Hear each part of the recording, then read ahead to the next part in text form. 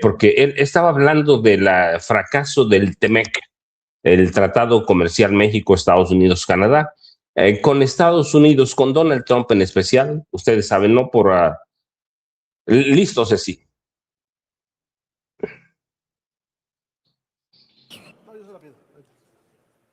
Gracias, presidente. Con respeto a la Asamblea.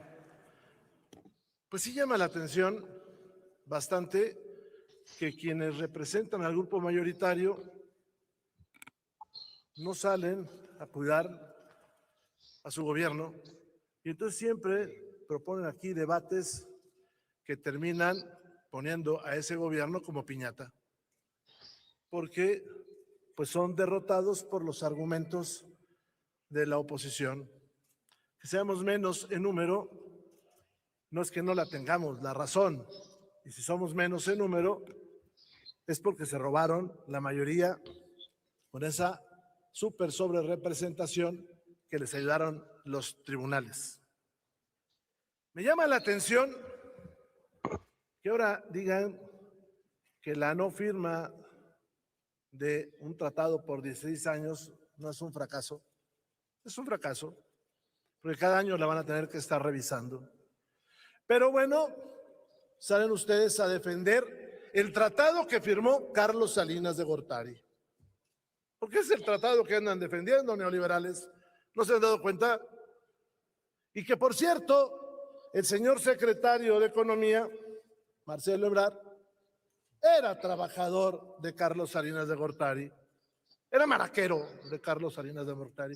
Le echaba porras a Carlos Salinas de Gortari. Un día sí y el otro también.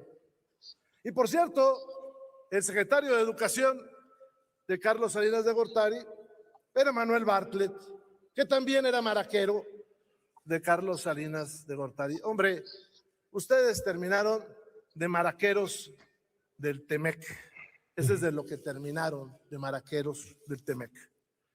En lugar de que estuviéramos en la Comisión Bicameral de Seguridad Nacional o de la Bicameral de Seguimiento a las Fuerzas Armadas, aquí estamos en un debate estéril. En lugar de que estuviéramos viendo este tema del homicidio en Veracruz de una periodista o del homicidio en Guerrero de un... Con ese, Ceci, por favor. No. Muchas gracias. Déjenme decirles, Rubén Moreira Valdés, gobernador en su momento de Coahuila, y ellos lo siguen controlando, los Moreira. Vamos a decir, ¿qué hizo Rubén Moreira o cuál es su herencia entre él y su hermano? Una deuda en Coahuila que van a terminar de pagar los coahuilenses hasta 2044. Cuando llegaron los Moreira a la gubernatura, la deuda de Coahuila era mínima, pequeñita. Cuando se fueron, superaba 40,000 millones de pesos. Pagaderos hasta 2044. Estamos en 2026. Luego, hubo evidencia muy sólida de que los dos hermanos Moreira, Rubén y Humberto, trabajaban con el crimen organizado. ¿Sí? Había omisiones o nexos abiertos con los Zetas.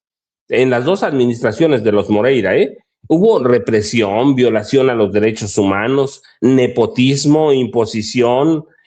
Usaron el aparato del Estado para mantener el control político del Estado y beneficiar a su familia. Así que ese es para empezar Rubén Moreira. Y luego, fíjense, es bien interesante lo que habla. Es muy interesante porque habla del TEMEC. ¿Quién a estas alturas puede negociar con Donald Trump? Donald Trump dice un día una cosa, dice otra al otro día. Donald Trump es un tipo, ya lo vimos, no solo es vacilante, es un tipo negociante, avaricioso, ambicioso, superlativo. Así que con Donald Trump no se puede hacer ninguna planificación. No se trata de nosotros, se trata de que Donald Trump, incluso si puede explotar a los estadounidenses, los explota.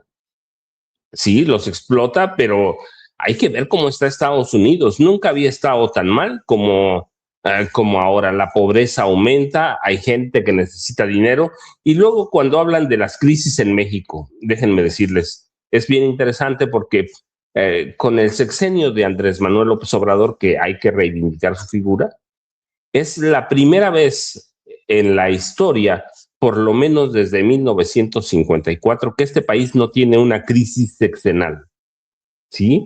Las imágenes de este país siempre van a navegar en aguas turbulentas y tramposas, sí, y siempre nos va a conectar al pasado. Pero hemos visto, ¿qué vimos pasar aquí? Las crisis, nada más las que me acuerdo de memoria, 1954, no me tocó, pero le tocó a mis papás. 1954, el presidente devaluó el dólar, el peso. Así que tuvimos una crisis gravísima en 54. De los priistas, tuvimos crisis en 68 con Gustavo Díaz, bueno, el otro fue con Adolfo Ruiz Cortines, tuvimos crisis en 68, en 76, en 1982, en 1986-87, tuvimos crisis en 1994-95, que la mayoría de ustedes, los que estamos aquí, la vivimos.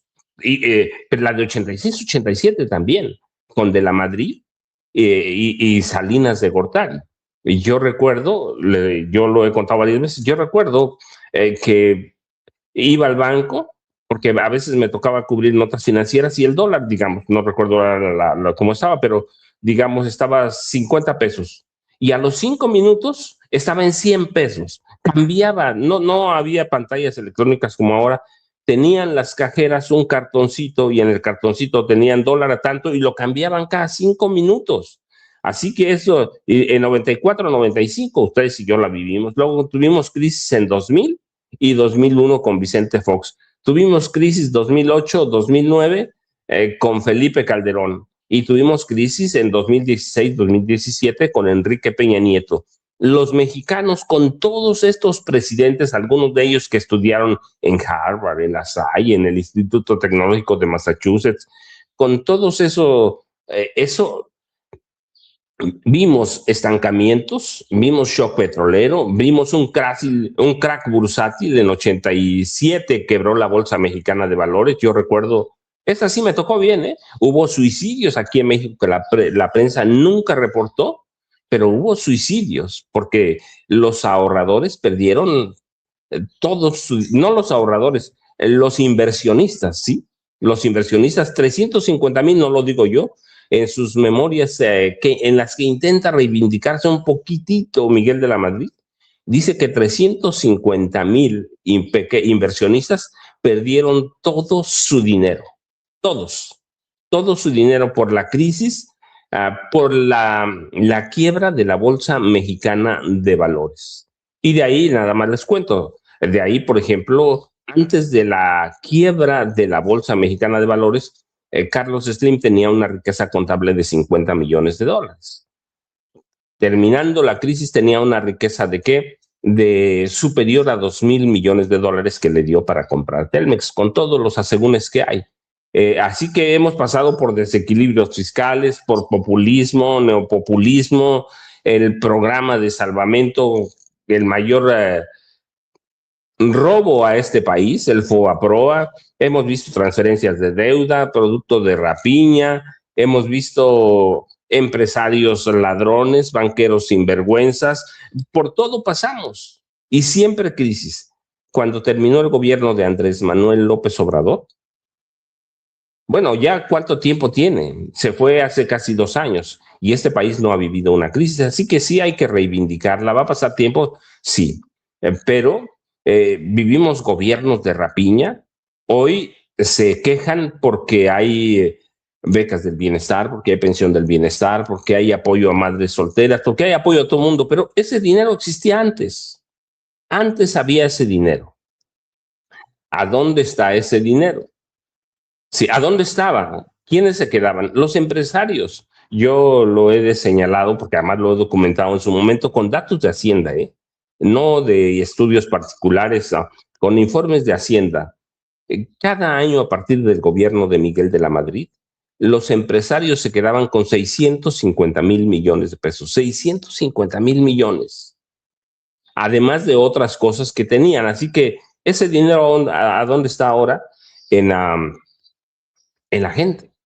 en la gente. Yo vivo en un pueblo, yo se los he platicado, y aquí había gente que no tenía que comer. Hoy tienen lo que les da la pensión del bienestar. Se lo merecen absolutamente. Yo he visto aquí gente como ustedes seguramente en algunos lados, campesinos que trabajaron toda su vida y no tenían seguro social y por lo tanto no tenían derecho a pensión. Así que se lo merecen absolutamente. Y si hay en mi familia, sí, claro que sí. Claro que sí. Así que vimos el crecimiento exponencial de la deuda, el fracaso del tipo de cambio, por primera vez también no tenemos una devaluación. El peso va fluctuando ahí en unos centavos, pero se fue López Obrador y el peso siguió. Y no tenemos casi crecimiento, eso es cierto.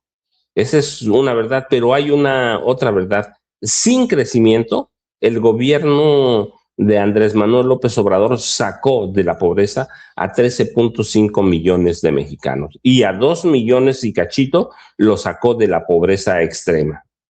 Así que eso hay que tenerlo en cuenta. Y luego tenemos el narcotráfico. No llegó Morena con ella.